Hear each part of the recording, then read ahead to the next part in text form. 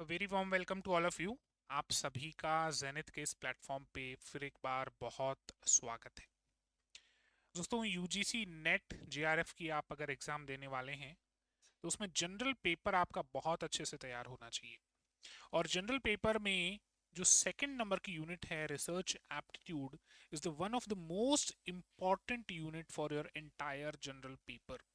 आप यूं मानकर चलिएगा, रिसर्च एप्टीट्यूड के जो क्वेश्चंस हैं वो बाकी यूनिट्स के साथ मिक्स होकर बहुत बार पूछे जाते हैं। रिसर्च एप्टीट्यूड को लेकर हमारी पहली क्लास हम ऑलरेडी कंप्लीट कर चुके हैं, जिसमें हमने रिसर्च की मीनिंग को समझा था, रिसर्च की डेफिनेशन को देखा था और रिसर्च के कुछ कैरेक्टरिस्टिक्स को समझा था।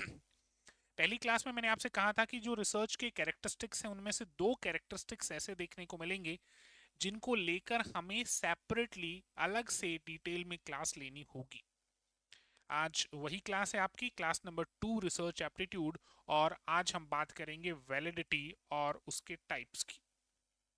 देखिए, वैलिडिटी हिंदी में वैधता कहते हैं और टाइप्स यानी कि इसके प्रकार। वैधता के का मीनिंग क्या है, वैलिडिटी का मतलब क्या है रिसर्च में, और इसके टाइप्स क्या होते हैं, इसके प्रकार क्या होते हैं। दोस्तों, आज की क्लास शुरू करने से पहले एक छोटा सा मैं आप लोगों से एक छोटी सी रिक्वेस्ट है आप लोगों से। पेन पेपर लेके बैठिएगा। क्लास धीरे धीरे चलेगी क्योंकि validity is one of the most important topic in research aptitude. Research aptitude में वैलिडिटी एक सबसे इंपॉर्टेंट टॉपिक आता है। बहुत गौर से देखिएगा, मैंने जो एग्जाम्पल्स हैं, ताकि चीज़ें बहुत अच्छे से एक्सप्लेन हो सके, एग्जाम्पल्स को कंटेंट में डालने में कोई कंजूसी नहीं की है। बकायदा पूरा पूरा एग्जाम्पल मैंने एज इट इज यहाँ पे लिया है, ताकि उस एग्जाम्पल को जब आप पढ़ें बोर्ड पे आपको और बेहतर तरीके से चीज समझ में आ सके। सो द पार्ट वैलिडिटी थोड़ा सा मुश्किल पार्ट है, हमें बहुत अच्छे से समझना होगा। एक बार समझ में आ गया तो फिर दिक्कत नहीं होने वाली। एक बार अगर अच्छे से नहीं समझोगे तो बार बार प्रॉब्लम ऑब्वियसली क्रिएट होगी। तो बहुत ध्यान से सुनिएगा, वैलिडिटी होती क्या है। देखिए, वैलिडिटी जो है वो बेसिकली रिसर्च का एक कैरेक्टरिस्टिक। हमने हमारी पिछली क्लासेस में रिसर्च के कैरेक्टरिस्टिक्स देखे थे।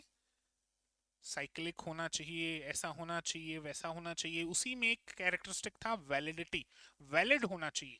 अब रिसर्च वैलिड कैसे होता है इसको समझते हैं। तो सबसे पहले हम एक एग्जांपल से शुरू करते हैं। बहुत ध्यान से सुनना, बहुत ध्यान से समझना इस पॉइंट को। सपोज मुझे, आई एम अ डॉक्टर, और मुझे किसी पेशेंट के बॉडी टेम्परेचर को मेजर करना है। ध्यान से सुनिएगा, मुझे किसी पेशेंट के बॉडी टेम्परेचर को मेजर करना है। आप बताइए मैं कौन सा टूल यूज करूंगा। टूल यानी क्या यूज करूंगा, उपकरण क्या यूज करूंगा अगर मुझे किसी के बॉडी का टेम्परेचर नापना हो। आपका सीधा सिंपल आंसर आएगा, सर आप थर्मोमीटर यूज करेंगे। ऑब्वियसली थर्मोमीटर ही यूज होगा। अगर मैं बॉडी के टेम्परेचर को मेजर करने की बात करता हूं तो थर्मोमीटर यूज करना इज वैलिड, यानी वैध है। बट मुझे ये बताइए, अगर मैं किसी की ब्लड की जांच करना चाहता हूं, ब्लड शुगर की जांच करना चाहता हूं, तब भी अगर मैं थर्मोमीटर यूज करूं तो क्या ये ठीक होगा क्या? आपका आंसर आएगा नहीं। थर्मोमीटर से आप बॉडी का टेम्परेचर मेजर कर रहे हैं, ये बात अपनी जगह ठीक है, वैलिड है। बट थर्मोमीटर से आप किसी के ब्लड प्रेशर को चेक करें या फिर थर्मोमीटर से आप किसी के ब्लड शुगर लेवल को चेक करें, दिस इज नॉट वैलिड। यानी आपको ब्लड शुगर चेक करना है, आप करिए, मना कोई नहीं कर रहा। बट उसके लिए एटलीस्ट सही और वैलिड टूल को यूज करिए। थर्मोमीटर अपने आप में गलत नहीं है, थर्मोमीटर अपने आप में इनवैलिड नहीं है, लेकिन थर्मोमीटर से आप कर क्या रहे हो, जब ये क्वेश्चन रेज होता है तब हम देखते हैं कि वैलिडिटी है या नहीं। if you are measuring the body temperature with the help of thermometer, I can say कि thermometer valid है. But if you are measuring the blood pressure with the help of thermometer, हम कहेंगे sir thermometer valid नहीं है. यहाँ पे thermometer का दोष नहीं है, आप रिसर्च करने के लिए जो टूल यूज कर रहे हो वो टूल गलत है सर. यहाँ इसी को कहते हैं वैलिडिटी. वैलिडिटी को एक्यूरेसी भी कहते हैं. वैलिडिटी का जो बहुत बेसिक और बहुत सिंपल मीनिंग होता है वो ये है कि जब आप रिसर्च करते हैं तो आपके जितने भी टूल्स होंगे, जितने भी प्रोसीजर्स होंगे, जो भी प्रोसेस XYZ जो भी हो, वो एक्यूरेट होना चाहिए, वो उस लायक होना चाहिए. तभी आपके रिसर्च के जो फाइंडिंग्स हैं वो 100% सही आ पाएंगे. पॉइंट समझ में आया आपको? अब इसके बाद हमें बात करनी होगी वैलिडिटी के अलग अलग टाइप्स के बारे में. तो 6 से 8 टाइप्स हैं, वन बाय वन बात करेंगे. पहले थोड़ा सा बुकिश लैंग्वेज के बेसिस पे वैलिडिटी का मीनिंग समझ लेते हैं कि वैलिडिटी का मतलब क्या है. Validity refers to the extent to which a test, tool और research instrument measures exactly what it is intended to measure. यानी आपका टूल वही मेजर कर रहा है जिसके लिए आपने उस टूल को यूज किया है. आप किसी की मैथमेटिक्स की नॉलेज देखना चाहते हैं और आप उसे साइकोलॉजी के क्वेश्चंस दे रहे हैं, तो ये जो टूल है आपका वैलिड नहीं होगा. साइकोलॉजी के क्वेश्चंस गलत नहीं है, वो अपनी जगह वैलिड हैं, but in this particular situation आप जो देखना चाह रहे हैं, आप जो टेस्ट चाह रहे हैं, उस टेस्ट के पॉइंट ऑफ व्यू से देखें तो मैथमेटिक्स की आपको नॉलेज चाहिए देखनी है बच्चे की. आप क्वेश्चंस दे रहे हैं इंग्लिश या साइकोलॉजी के, तो फिर वो वैलिड नहीं माने जाएंगे. तो ये ध्यान रखना हमेशा कि validity refers to the extent to which a test, tool or research instrument measures exactly what it is intended to measure. It asks the core questions: are we measuring what we think we are measuring? क्या हम वही measure कर रहे हैं जो हम सोच रहे हैं कि हमें ये measure करना है? आप एक बच्चे का इंग्लिश का नॉलेज देखना चाहते हैं और आप उसे क्वेश्चन मैथमेटिक्स के दे रहे हैं. वो बच्चा इंग्लिश में कितना भी होशियार हो सकता है, मैथमेटिक्स में तो अब जब आंसर आएगा तो रिजल्ट ऑब्वियसली अजीब सा ही आएगा. तो वैलिडिटी का मतलब है कि क्या आप वही टूल यूज कर रहे हैं, क्या आप वही प्रोसीजर यूज कर रहे हैं, क्या आप वही रिसर्च मेथड यूज कर रहे हैं जो आपको करना चाहिए था. अगर हाँ तो वैलिड है, और अगर ना तो वैलिड नहीं है. क्लियर है ये पॉइंट सबको अच्छे से? अच्छा, वैलिडिटी को हिंदी में क्या कहते हैं? वैधता कहते हैं.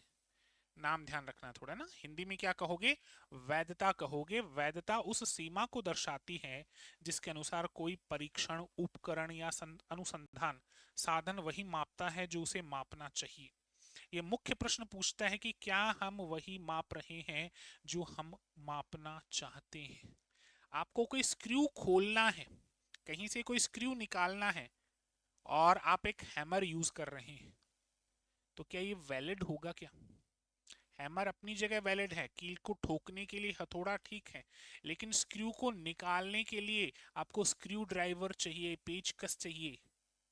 यहाँ पे हथौड़ा काम नहीं देगा, चाहे हथौड़ा कहीं और कुछ भी काम दे, बट स्क्रू खोलने के लिए हथौड़ा इज नॉट वैलिड. बस इसी को वैलिडिटी कहते हैं. चलिए आगे बात करते हैं. एग्जाम्पल सुनिएगा. जैसे एक thermometer is valid if use to check body temperature.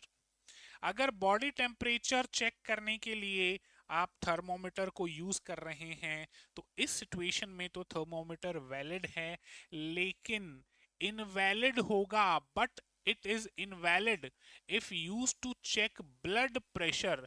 अगर आप बीपी चेक करने के लिए थर्मोमीटर यूज कर रहे हैं तो सर फिर वो वैलिड कैसे होगा? थर्मोमीटर से आप बीपी कैसे चेक कर सकते हैं? ऑब्वियस है. अब एक चीज हमेशा ध्यान रखना, जो वैलिडिटी होती है उसका रिलेशन एक्यूरेसी से होता है. एक्यूरेसी का मतलब यही होता है सटीकता, एक्यूरेट चीजें. वैलिडिटी का मतलब वैधता. तो validity is connected with accuracy, ये हमेशा ध्यान रखना.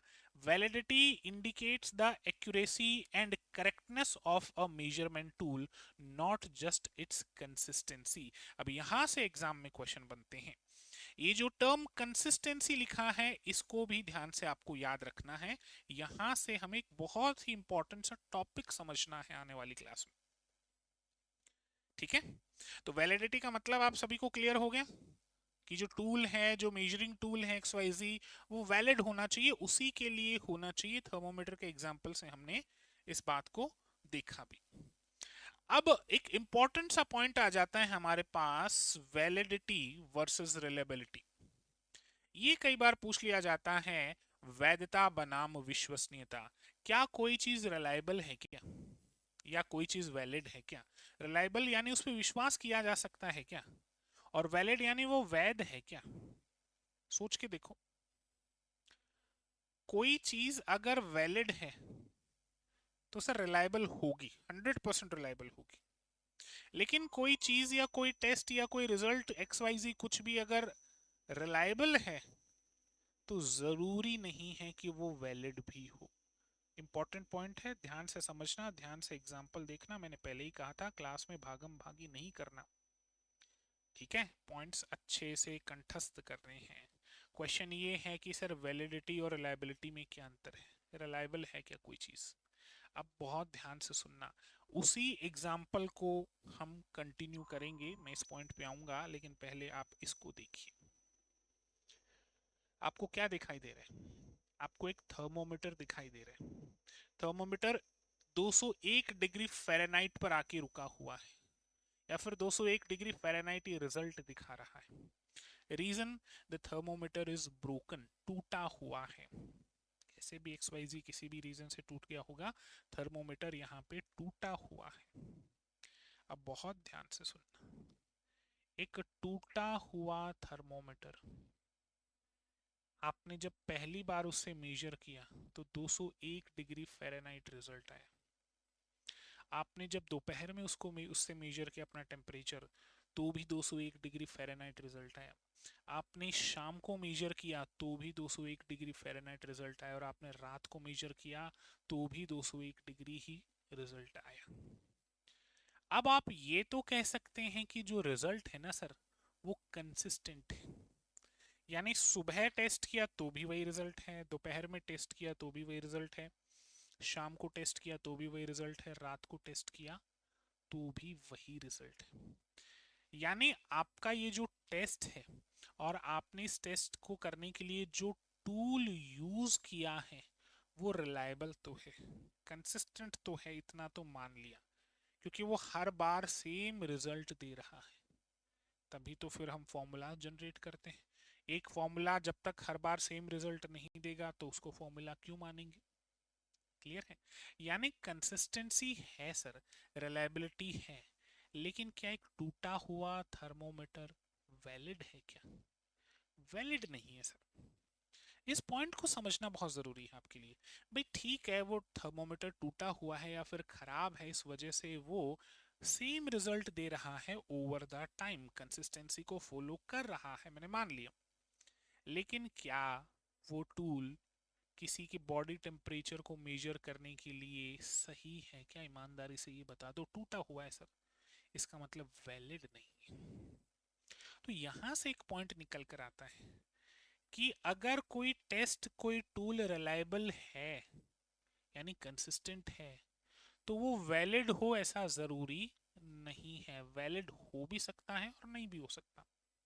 बट अगर कोई टूल, अगर कोई टेस्ट वैलिड है, तो आप ये हमेशा ध्यान रखना कि वो रिलायबल होगा ही होगा। रिजल्ट सेम आएंगे जब तक आप बाकी फैक्टर्स के साथ छेड़छाड़ नहीं करते हो। ठीक है, इस पॉइंट को समझना।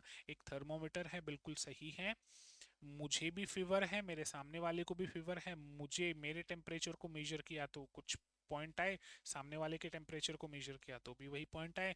हम दोनों को डॉक्टर ने वैसे भी बता रखा है कि दोनों को सेम डिग्री टेम्परेचर का फीवर है, इसका मतलब हमारा थर्मोमीटर वैलिड भी है और रिलायबल भी है। क्लियर है? ये अंतर समझ में आया? चलो, तो अब इसके बारे में थोड़ा सा पढ़ते हैं। वैधता बनाम विश्वसनीयता, वैलिडिटी वर्सेस रिलायबिलिटी। सुनना ध्यान से। रिलायबिलिटी का मतलब क्या है? रिलायबिलिटी का मतलब होता है सर कंसिस्टेंसी, विश्वसनीयता है कि हर बार रिजल्ट सेम आएगा। हर बार क्या होगा, हर बार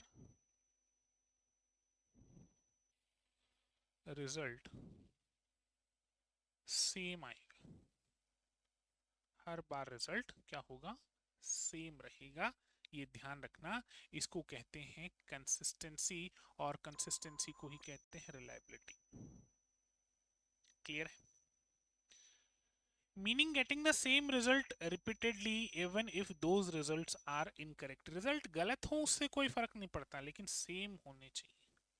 अब टूटे हुए थर्मामीटर से सही रिजल्ट तो नहीं आ रहा, लेकिन हर बार सेम आ रहा है, ठीक, रिजल्ट हर बार सेम आना चाहिए, उसे ही हम रिलायबिलिटी बोलते हैं। If a tool is valid, ये थोड़ा सा ध्यान रखना, if a tool is valid, अगर आपका टूल जो है सर वो वैलिड है, तो it will always be reliable, it will always be reliable. अगर टूल वैलिड है तो रिलायबल तो ऑब्वियसली होगा ही होगा, लेकिन टूल रिलायबल है तो हर बार वैलिड हो ऐसा जरूरी नहीं है।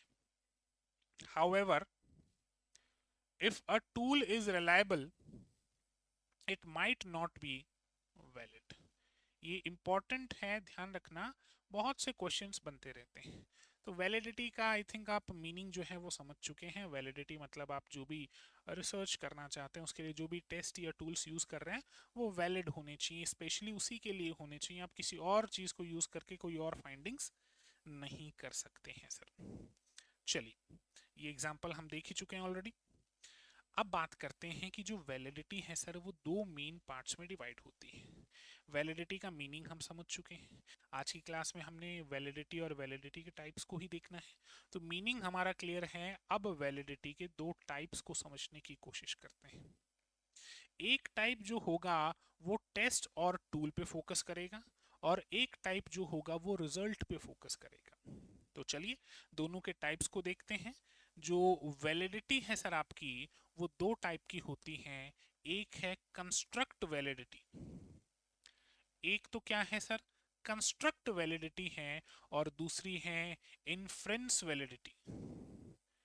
दूसरी कौन सी है, इन्फ्रेंस वैलिडिटी। दो टाइप की वैलिडिटीज होती है। अब ये भी अपने आप में बहुत सब डिवाइडेड होती हैं, आगे बात करेंगे, लेकिन पहले इन दो के बारे में मेन देख लेते हैं। जैसे इन्फ्रेंस वैलिडिटी आप देखेंगे तो इसमें इंटरनल और एक्सटर्नल आ जाता है, इसमें देखेंगे तो फिर अलग अलग पॉइंट्स आ जाते हैं, उन पे अभी आगे क्लास में चर्चा करेंगे। फिलहाल आप इसे नोट कर लो, validity can be classified into two parts, construct validity और इन्फ्रेंस वैलिडिटी। कंस्ट्रक्ट वैलिडिटी जो है वो केवल और केवल टेस्ट और टूल्स पे फोकस करती है। किस पे फोकस करती है, टेस्ट और टूल्स पे, यानी आप जो टेस्ट और टूल्स यूज कर रहे हैं क्या वो सही भी है कि नहीं। इन्फ्रेंस वैलिडिटी जो है वो रिजल्ट या कंक्लूजन्स पे फोकस करती है। किस पे करती है, रिजल्ट्स या कंक्लूजन्स पे। ध्यान रखना इस पॉइंट को, ठीक है। चलो अब समझने की कोशिश करते हैं वन बाय वन। देखो, validity is broadly divided into two main categories, अभी बात करके हैं, दो मेन कैटेगरीज में डिवाइड है। कंस्ट्रक्ट वैलिडिटी, अच्छा कंस्ट्रक्ट वैलिडिटी को हिंदी में क्या कहते हैं, इसे कहते हैं संरचनात्मक वैधता। कंस्ट्रक्ट वैलिडिटी, देखो जो आपकी वैधता है ना सर, वैधता, इसको हम दो पार्ट्स में डिवाइड कर सकते हैं। एक है संरचनात्मक, एक तो है संरचनात्मक वैधता, ठीक है, और दूसरी कौन सी है, निष्कर्ष वैधता।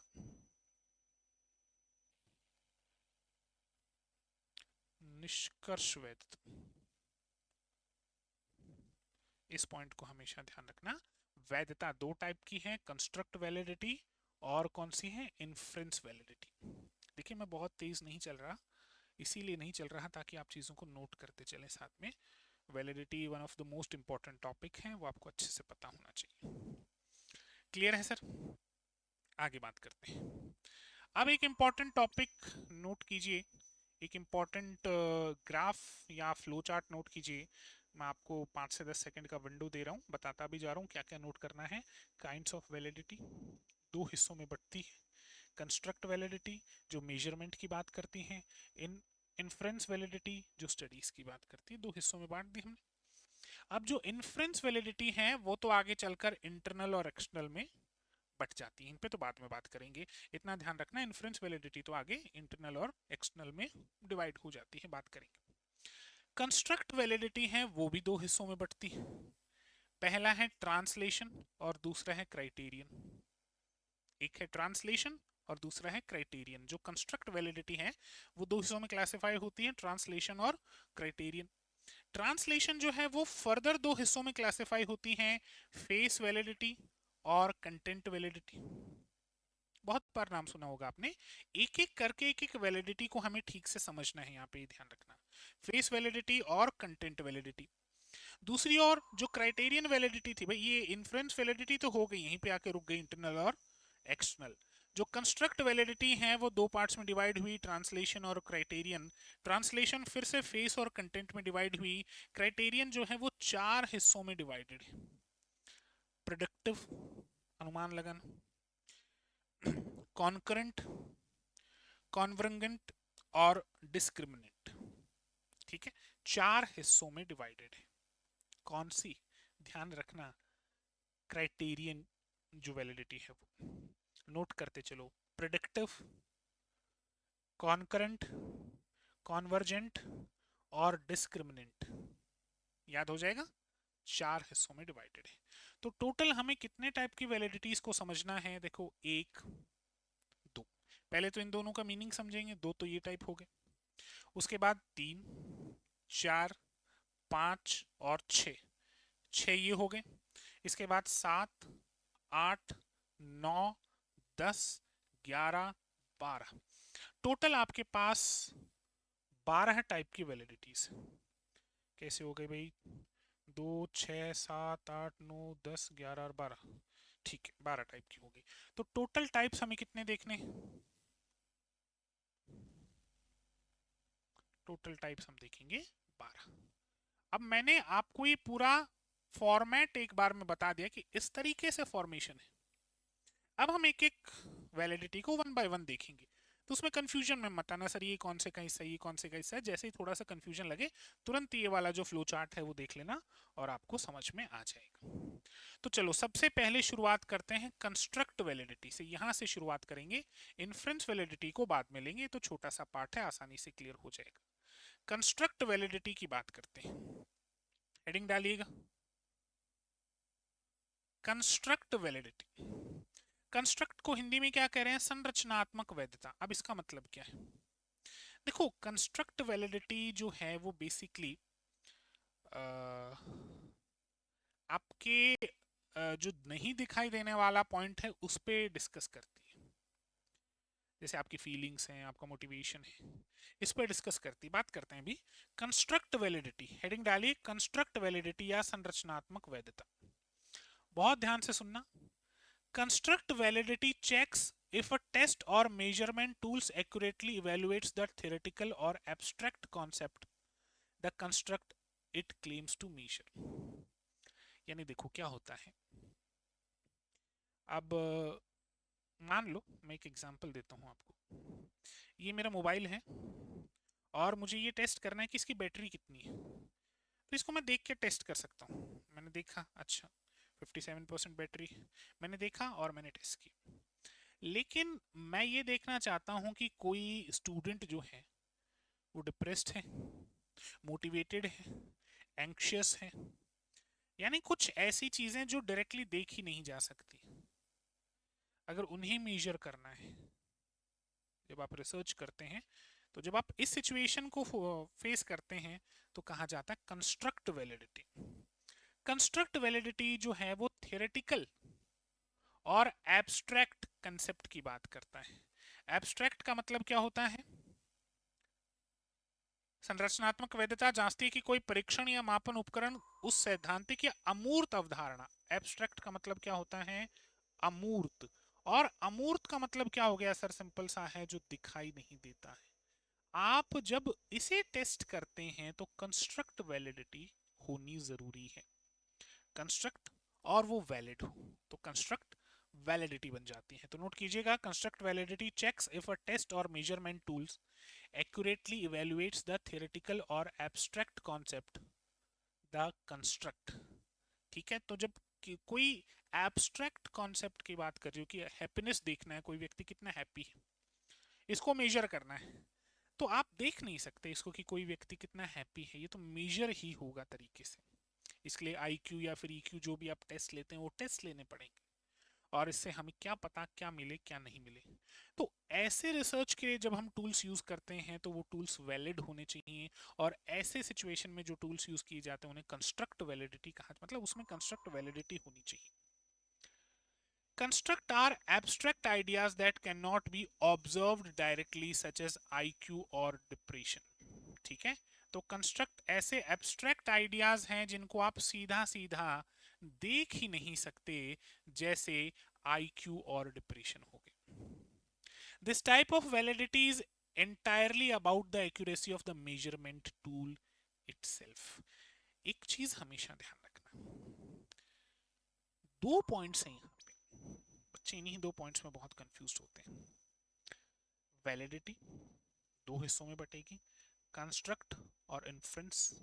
इन्फ्रेंस वैलिडिटी आगे जाकर इंटरनल और एक्सटर्नल जो भी है आगे देखेंगे। पहला पार्ट है कंस्ट्रक्ट। अब कंस्ट्रक्ट में मैंने आपको ये बताया कि जो कंस्ट्रक्ट वैलिडिटी है, ये जो टूल्स यूज किए जाते हैं रिसर्च में, इसको देखते कि हम टूल्स सही यूज कर रहे हैं या नहीं कर रहे।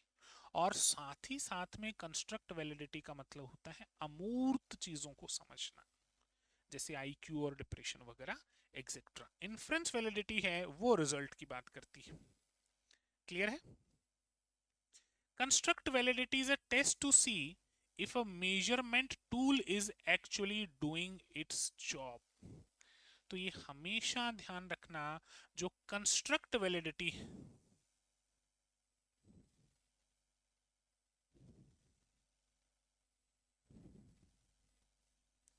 कंस्ट्रक्ट वैलिडिटी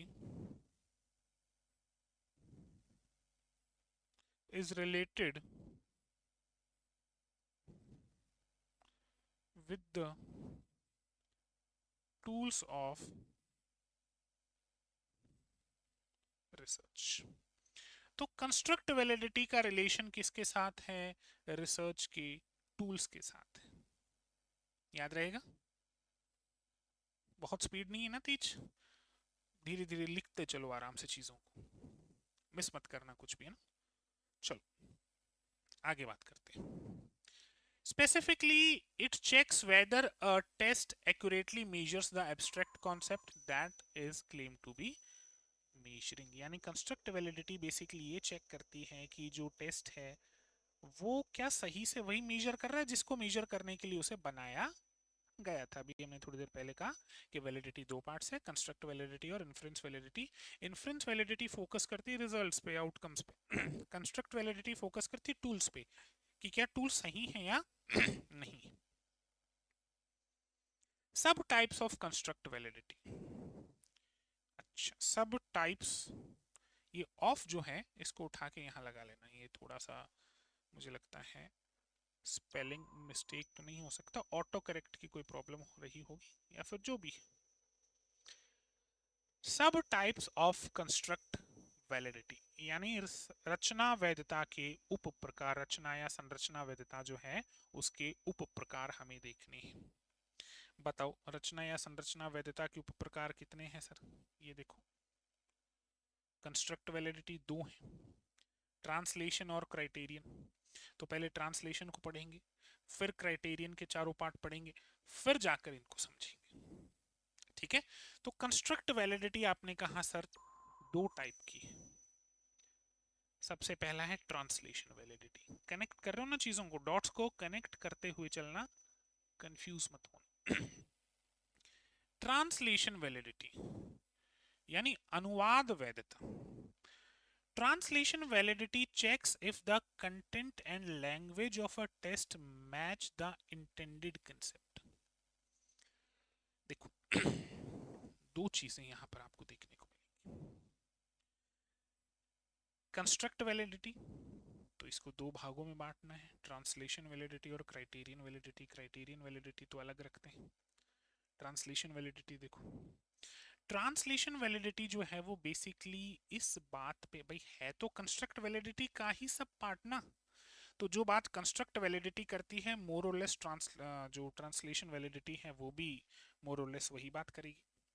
तो ट्रांसलेशन वैलिडिटी इस पॉइंट पे बात करती है कि आप जो रिसर्च कर रहे हैं उसमें आप जो टूल्स यूज कर रहे हैं वो सफिशिएंट हैं भी या नहीं, और वो वही टूल्स हैं भी या नहीं।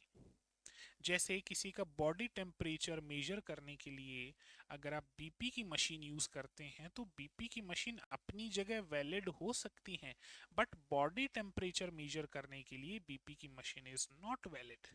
ऐसे ही जब आप कोई रिसर्च करते हैं तो हो सकता है कोई टूल सही हो सकता है, लेकिन उस पर्टिकुलर रिजल्ट के लिए अगर आप देख रहे हैं तो वो टूल वैलिड नहीं है, ध्यान रखना। ठीक है। अनुवाद वैधता ये जांचती है कि परीक्षण की सामग्री और भाषा इच्छित अवधारणा से मेल खाती है या नहीं।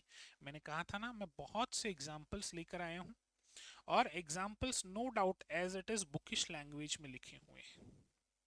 मेरा पॉइंट ऑफ व्यू इसके पीछे ये है ताकि आप अगर इसका स्क्रीनशॉट भी लेते हैं तो ये एग्जाम्पल्स आपके पास स्टोर्ड रहेंगे, ताकि जब आप इन एग्जाम्पल्स को बार बार पढ़ेंगे तो आपको कॉन्सेप्ट और क्रिस्टल क्लियर होता नजर आएगा।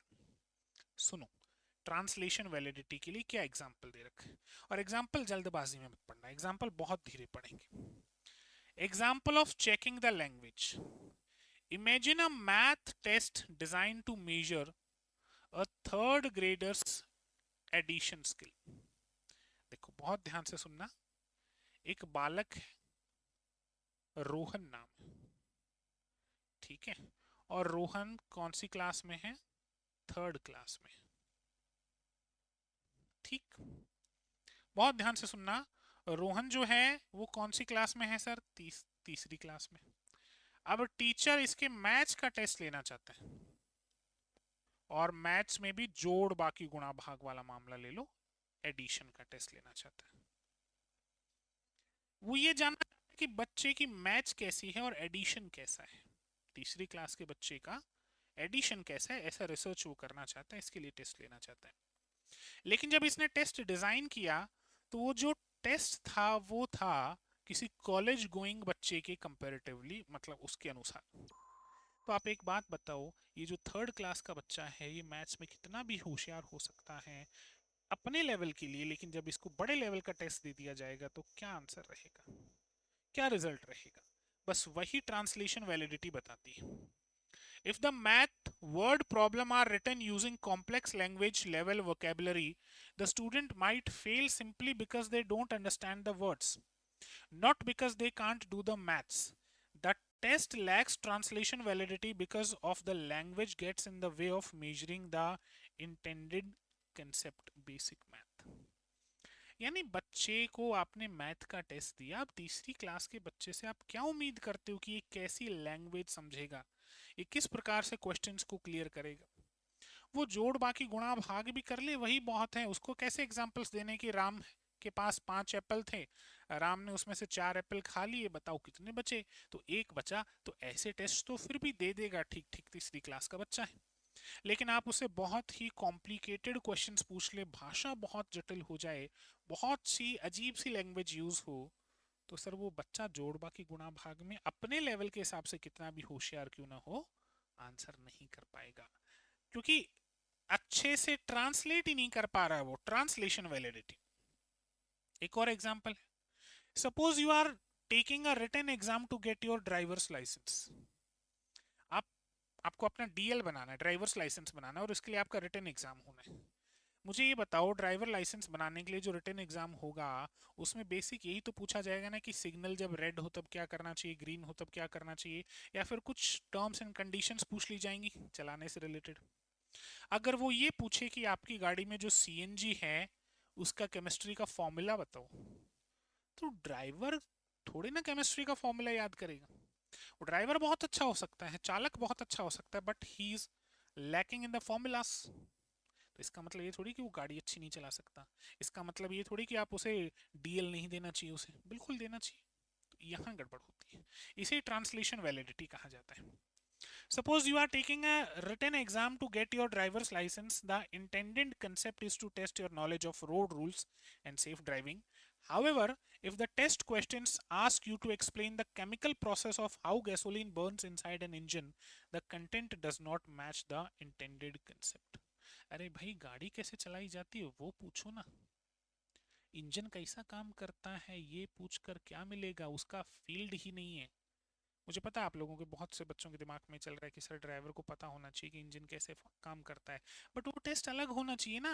अभी ड्राइविंग स्किल का टेस्ट लो ना, ड्राइविंग स्किल के टेस्ट के लिए आपने बुलाया है और आप इंजन के क्वेश्चंस पूछ रहे हैं, ऐसा थोड़ी ना पॉसिबल। तो ये ट्रांसलेशन वैलिडिटी का एग्जांपल है।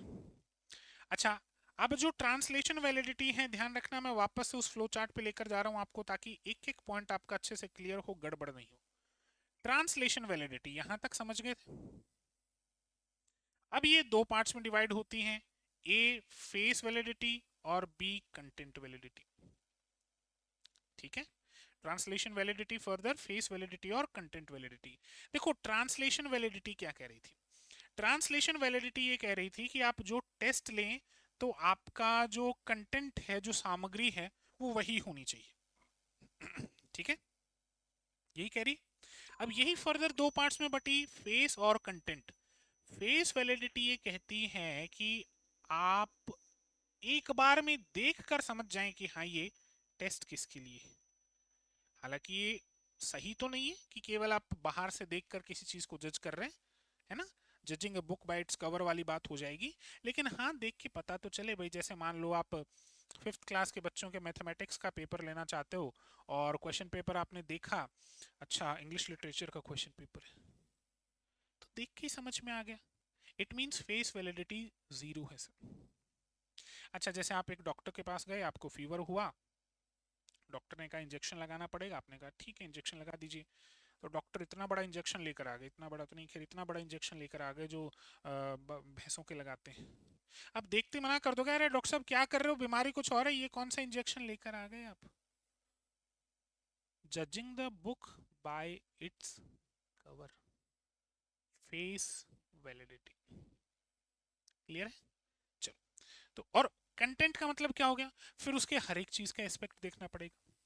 जैसे मैथमेटिक्स का टेस्ट है तो एडिशन के भी क्वेश्चन होने चाहिए, सब्सट्रैक्शन के क्वेश्चंस भी होने चाहिए, मल्टीप्लिकेशन के क्वेश्चंस भी होने चाहिए, डिवीजन के क्वेश्चंस भी होने चाहिए, परसेंटेज के क्वेश्चंस भी होने चाहिए, इंटरेस्ट के क्वेश्चंस भी होने चाहिए, यानी कंटेंट रिच होना चाहिए। क्लियर है, फेस वैलिडिटी और कंटेंट वैलिडिटी। तो चलो चलते हैं फेस वैलिडिटी की तरफ। वापस मैं हर बार आपको इस फ्लो चार्ट पर लेकर आऊंगा ताकि आपका जो फ्लो है वो ना बिगड़े। फेस वैलिडिटी की बात करते हैं। फेस वैलिडिटी नाम से ही क्लियर है, प्रत्यक्ष वैधता।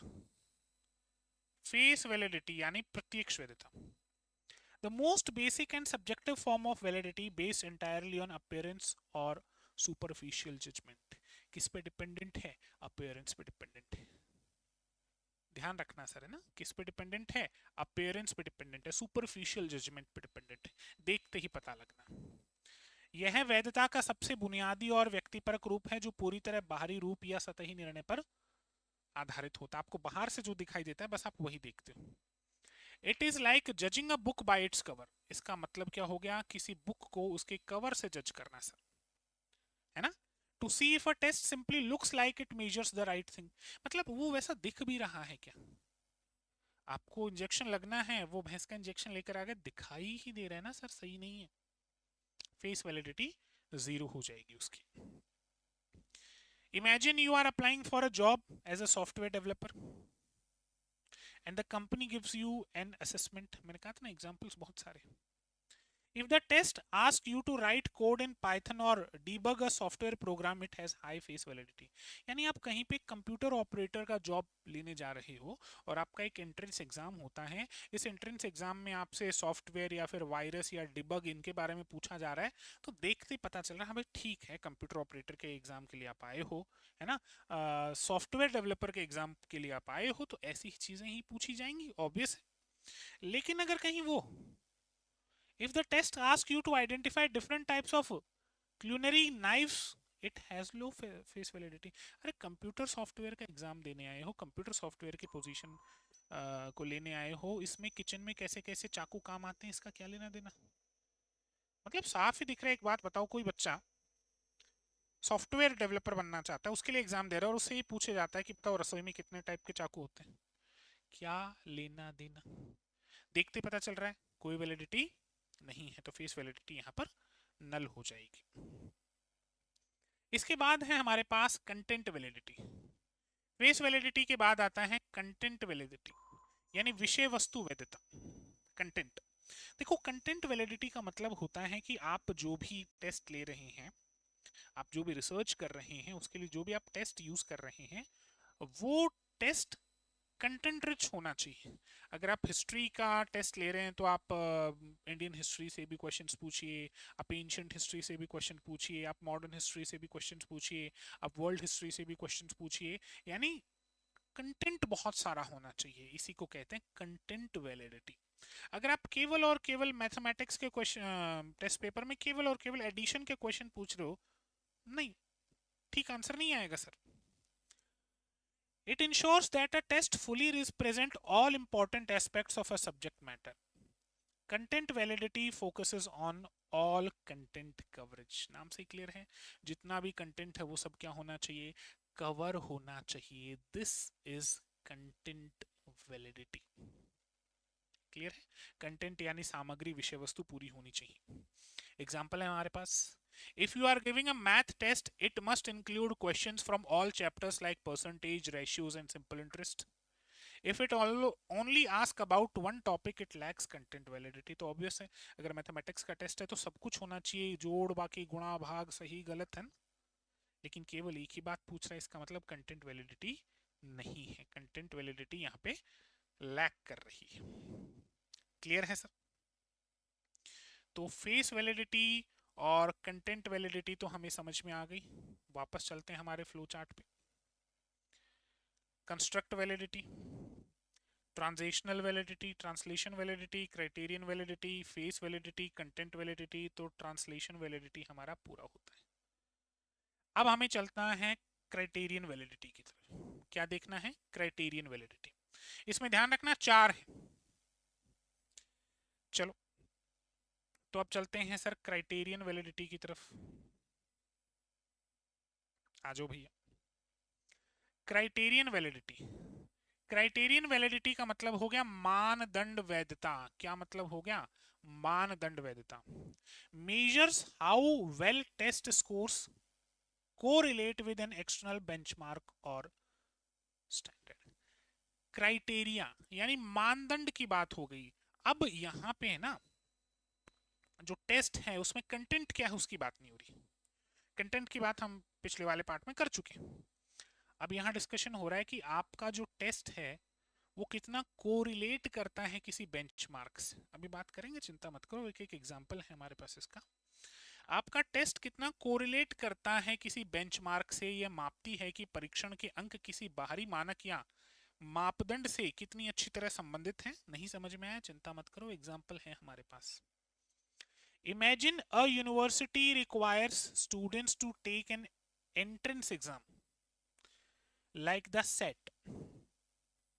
The university wants to know if this test actually identifies students who will succeed. To check the criterion validity, they compare the students' entrance exam score with their first year college GPA, the external benchmark. सुनिएगा, criterion validity link करता है benchmark के साथ। जितना correlation ज्यादा होगा criterion validity उतनी ज्यादा होगी, जितना कोरिलेशन कम होगा क्राइटेरियन वैलिडिटी उतनी ही डाउटफुल होगी। अब मान के चलो कि आप किसी बच्चे का टेस्ट लेते हो किसी एंट्रेंस एग्जाम के लिए।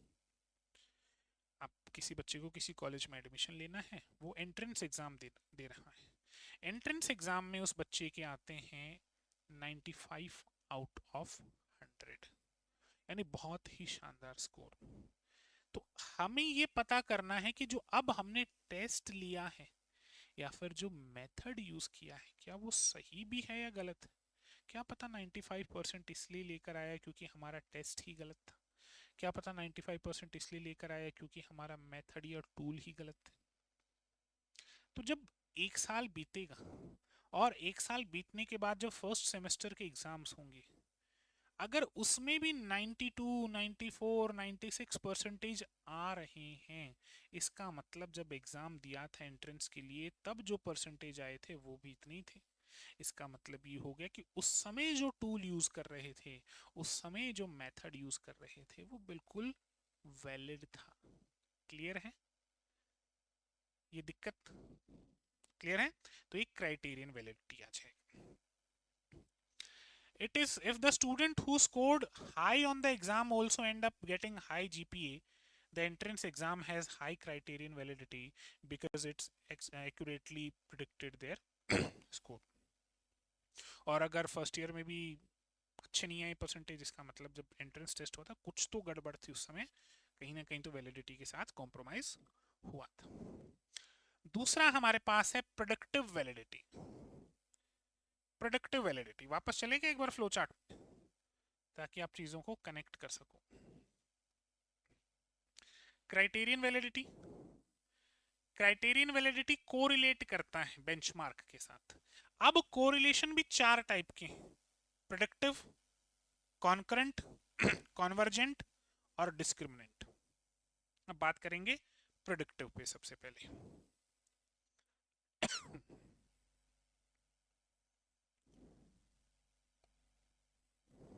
चल, productive validity. Predictive validity uses current test scores to accurately forecast future performance or outcomes. अभी का जो टेस्ट है उसे बेस बनाया जाता है फ्यूचर के आउटकम को फिगर आउट करने के लिए। अगर मान लो अभी हमने कोई टेस्ट लिया और वो बहुत प्रोडक्टिवली वैलिड है, तो इसका मतलब फ्यूचर आउटकम भी वैसा ही होगा। चिंता क्यों करते हो, एग्जाम्पल है हमारे पास। Using entrance exam like CAT to predict a student's future academic success in MBA program. यानी कोई स्टूडेंट एमबीए में कैसा स्कोर करेगा ये पता लगाने के लिए, प्रोडिक्ट करने के लिए हम उसका कैट एग्जाम ले रहे हैं। तो जो टेस्ट हम यूज कर रहे हैं, इस टेस्ट के बेसिस पे हम फ्यूचर का प्रोडिक्शन कर रहे हैं, इसीलिए नाम पड़ा प्रोडिक्शन वैलिडिटी। दूसरा है कॉन्करेंट वैलिडिटी। देखो फ्यूचर का रिलेशन किसके साथ होता है? प्रोडक्शन के साथ। प्रोडक्शन होगा ऐसा। कॉन्करेंट का मतलब होता है जो बराबर में हो, जो साथ साथ में हो। Concurrent validity is a specific type of criterion validity. Obviously criterion validity का ही पार्ट है,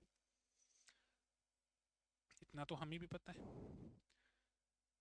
concurrent validity is a specific type of criterion validity. ठीक है sir.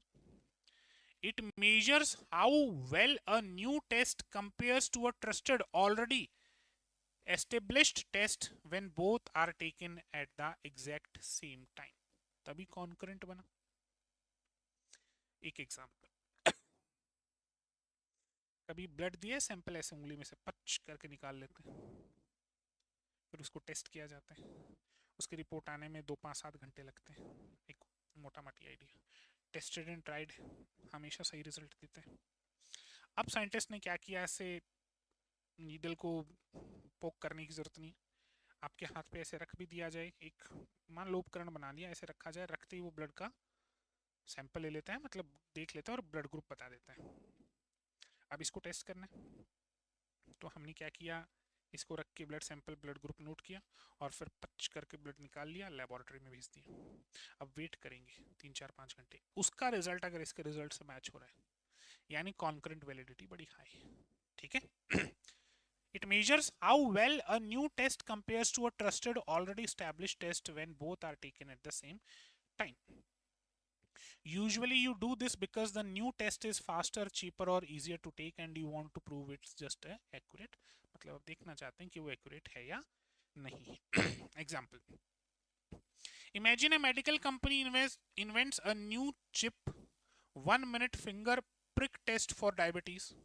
To prove it works, doctor tests a patient using this new 1 minute test, and at the exact same time they draw a vial of the blood and send it to a traditional highly accurate but expensive and slow hospital lab, if the 1 minute test gives the exact same result as the trusted hospital lab test, the new test has high concurrent validity. समझ में आ गया? ठीक है, समकालीन। अब अगला है हमारे पास कॉन्वर्जेंट वैलिडिटी, समानुपातिक वैधता। कौन सी है? कॉन्वर्जेंट वैलिडिटी यानी समानुपातिक वैधता। Convergent validity checks whether two different test that measures the same construct provide highly correlated similar result। कुछ कुछ कोरिलेटल, कुछ कुछ इस जो इससे जस्ट पहले हमने कॉन्करेंट वाला पढ़ा उसके सिमिलर ही है कि दो अलग अलग टेस्ट, अब उसमें क्या था, एक टेस्ट एंड ट्राइड था बस फर्क इतना है, जो कॉन्करेंट था उसमें एक तो नया था और एक पुराना टेस्टेड एंड ट्राइड था, इसमें दोनों नए हैं। जब दो अलग अलग टेस्ट किए जाए और दोनों से सेम रिजल्ट आता हो, यानी जो टूल है या जो टेस्ट है वो क्या है? कॉन्वर्जेंट वैलिड है। समानुपाती वैधता ये जांचती है कि एक ही अवधारणा को मापने वाले दो अलग अलग परीक्षण समान और उच्च सह संबंध वाले परिणाम देते हैं या नहीं। देखो, if a student takes both paper, एक बच्चा ऑफलाइन पेपर भी दे रहा है और एक बच्चा ऑनलाइन पेपर भी दे रहा है, और ऑफलाइन और ऑनलाइन में दोनों में रिजल्ट सेम आ रहा है, इसका मतलब जो टूल्स है दोनों ही ऑफलाइन और ऑनलाइन ये दोनों वैलिड है। क्लियर है? कन्वर्जेंट वैलिडिटी इनमें हाई है। For example, if a student takes both paper based IQ test and an online IQ test and scores 90% on both, convergent validity is high। Clear? अगला है discriminant validity, भेदकारी, divergent या discriminant validity. Diversion या discriminant validity भेद होना चाहिए। Discriminant validity checks that a test does not strongly correlate with test measuring totally different unrelated constructs। यानी ये validity ये बताती है कि एक टेस्ट जो डायबिटीज को मेजर करता है और दूसरा टेस्ट जो सीमेंट को, सीमेंट के केमिकल को मेजर करता है, दोनों सेम नहीं होना चाहिए, दोनों में कोरिलेशन नहीं होना चाहिए, क्योंकि इन दोनों का क्राइटेरिया अलग है, इन दोनों का एरिया अलग है सर। तो जो ब्लड प्रेशर को या ब्लड जो आपका माफ कीजिएगा बॉडी टेम्परेचर है इसको मेजर कर रहा है वो टेस्ट, और जो सीमेंट के केमिकल बनावट को मेजर कर रहा है वो टेस्ट, वो एग्जैक्ट सेम नहीं होना चाहिए। चलिए आगे बात करते हैं। For example, a math test should not have a high correlation with a music preference survey, क्योंकि फिर गड़बड़ हो जाएगा, रिपोर्ट ठीक नहीं आएगी। क्लियर है सर? ए पार्ट हो गया। बी पार्ट देखते हैं, इन्फ्रेंस वैलिडिटी। देखिए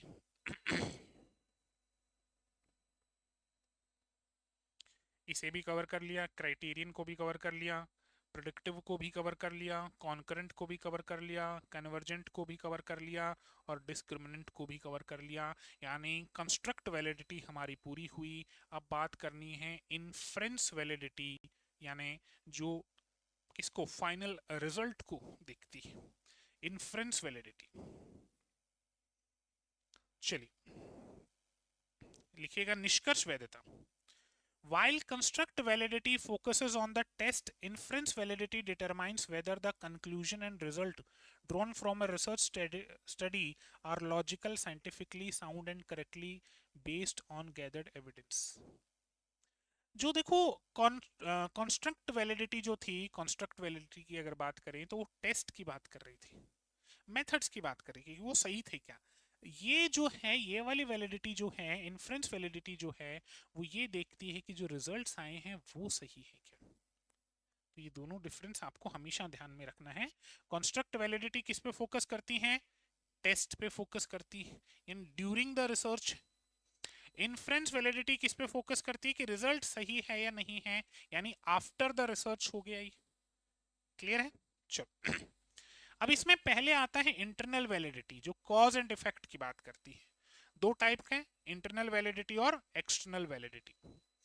देखो इंटरनल वैलिडिटी को ऐसे समझो, एक मरीज है, एक पेशेंट है, बहुत दुबला पतला है, आपने उसको एक दवाई दी और उस दवाई से वो तंदुरुस्त हो गया, हेल्दी हो गया। अब यहाँ ये हो सकता है कि क्या पता वो उस दवाई से ही ठीक हुआ हो, या फिर ये भी हो सकता है क्या पता उसने अपनी डाइट में सुधार कर लिया हो। अगर डाइट में चेंज कर लिया हो, डाइट अच्छी लेने लग गया हो, तो फिर दवाई की वैलिडिटी कहाँ रहेगी कि दवाई सच में काम कर भी रही है या नहीं कर रही। मतलब रिजल्ट कैसे आया, रिजल्ट को किस किस ने प्रभावित किया वो देखना जरूरी है। तो सबसे पहले आता है internal validities. Internal validities all about proving a direct link between what you are testing and the result you are seeing. मतलब आप क्या टेस्ट कर रहे हो और क्या रिजल्ट आ रहा है। It ensures that your study is free of errors and that any changes in your dependent variable, the outcome, are truly caused by the independent variable, the thing you changed, rather than some outside unrelated factors। यानी जो internal validity है वो इस बात को make sure करती है कि आपने जो टेस्ट लिया है, फिर आपने जो वेरिएबल यूज किया है, रिजल्ट उसी वेरिएबल की वजह से आ रहे हैं और बाकी कोई भी एरर नहीं है। आप ये देखना चाहते हैं कि पौधों में ज्यादा पानी देने से क्या उनकी ग्रोथ बढ़ती है क्या, तो अब आपको रिजल्ट जो है वो केवल और केवल पानी के बेसिस पे पता होना चाहिए। अगर आपने सनलाइट में छेड़छाड़ कर दी, अगर आपने फर्टिलाइजर्स ज्यादा कम कर दिए, तो पानी का जो इम्पैक्ट है आप उसे फिगर आउट नहीं कर पाओगे। तो एक फैक्टर जिसको आप टेस्ट कर रहे हो, इसे छोड़कर बाकी सभी फैक्टर्स कांस्टेंट होने चाहिए इंटरनल वैलिडिटी के लिए। Imagine researchers are conducting a clinical trial to see if a new drug cures a specific illness। यानी ये देख रहे हैं कि जो नया ड्रग है वो किसी बीमारी को ठीक करता भी है कि नहीं करता। Internal validity ensures that a patient's recovery is exclusively due to the administered drug। अगर उस ड्रग की वजह से ही रिजल्ट मिला है, इसका मतलब इंटरनल वैलिडिटी इज हाई। लेकिन अगर बाकी फैक्टर्स बीच में आ गए तो इसका मतलब हुआ कि इंटरनल वैलिडिटी हाई नहीं है। And not because of outside factors such as a sudden change in their diet or a new exercise routine। If researchers don't control for those outside factors, the internal validity of the study is compromised। अगर आपने उन factors को control नहीं किया तो फिर किस बात की इंटरनल वैलिडिटी, फिर तो रिजल्ट जो आएगा वो किसकी वजह से आया क्या पता, हमें नहीं पता। अच्छी डाइट भी रीजन हो सकता है, रूटीन चेंज कर ली ये भी रीजन हो सकता है। दूसरा हमारे पास है एक्सटर्नल वैलिडिटी, और इसको कहते हैं जनरलेबिलिटी या जनरलाइजेशन। जनरलाइजेशन इसका मतलब ये होता है कि आपने जो टेस्ट एक जगह किया और उससे जो रिजल्ट आए, अगर सेम सिचुएशन में दूसरी जगह भी वो टेस्ट करोगे तो रिजल्ट्स वैसे ही होने चाहिए। अगर ऐसा है तो एक्सटर्नल वैलिडिटी बनी हुई है, और ऐसा नहीं है तो कोई भी एक्सटर्नल वैलिडिटी यहाँ पे नहीं है। While internal validity looks strictly at the specific conditions within the study, external validity looks outwards। जो external validity है वो सर बाहर की ओर देखती है। It focuses on generalization, meaning it evaluates whether the conclusion drawn from your specific study sample can be successfully applied to other people, different setting or even different time periods। जैसे आपने वो जो दवाई है वो इंडियन पे use करके देखी है, अब आप ये देखेंगे कि जो ठंडी जगह में लोग रहते हैं वहां ये दवाई काम कर रही है या नहीं कर रही। एक्सटर्नल वैलिडिटी, जैसे आपने किसी वैक्सीन के लिए चूहे पर यूज उसका एक्सपेरिमेंट किया तो जो रिजल्ट आया, अब आप देखेंगे कि इंसानों पर अगर इसको यूज करें तो इसका रिजल्ट जो है वो वैसा ही रहेगा या नहीं रहेगा। इस केस में एक्सटर्नल वैलिडिटी देखने को मिलती है। Suppose an educational researcher conducts a teaching experiment using a brand new math curriculum in a single classroom. एक क्लास में उसने टेस्ट लिया है तो उसको रिजल्ट मिला कि हाँ बच्चे बहुत ठीक स्कोर कर रहे हैं। अब वही टेस्ट वो पूरी स्कूल में ले या किसी और स्कूल में ले, तब जाकर पता चलेगा कि हमारा जो टेस्ट था उसकी एक्सटर्नल वैलिडिटी कितनी अच्छी थी या नहीं थी। And seize test crosses skyrocket, एक क्लास मिली और जो रिजल्ट है वो स्काईरॉकेट हुए। External validity asks whether this success can be applied to other schools in different cities. If the new curriculum only works for that one specific group of students but fails everywhere else, the study has low external validity। और अगर वो सभी जगह successful होता है तो high external validity हमें देखने को मिलती है। क्लियर है सर ये पॉइंट? ये हो गया आपका एक्सटर्नल वैलिडिटी, और इसी के साथ आपकी जो वैलिडिटी एंड टाइप्स वाला टॉपिक था वो कंप्लीट होता है। मैंने एग्जाम्पल्स इसीलिए बहुत बेसिक एग्जाम्पल्स को उठाया था ताकि आप नोट करें तो आपको चीज़ें बहुत अच्छे से समझ में रही। आई होप आज का सेशन आपको बहुत पसंद आया होगा। पसंद आने से ज़्यादा इम्पॉर्टेंट है अच्छे से समझ में आया होगा। रिसर्च एप्टीट्यूड को लेकर अगर आप टेंशन लेते हैं तो अब टेंशन नहीं लेनी, थोड़ा धीरे ज़रूर चलेंगे, थोड़ा रुक रुक के ज़रूर चलेंगे, लेकिन यही पॉइंट ऑफ व्यू है, यही ऑब्जेक्टिव है कि रिसर्च एप्टीट्यूड जैसा टेढ़ा टॉपिक आपको बहुत सरल लगे और आसानी से समझ में आ जाए, इससे घबराने की आपको ज़रूरत न पड़े। चलिए मिलते हैं कल हमारी अगली क्लास में रिसर्च एप्टीट्यूड के एक और टॉपिक के साथ। Thank you.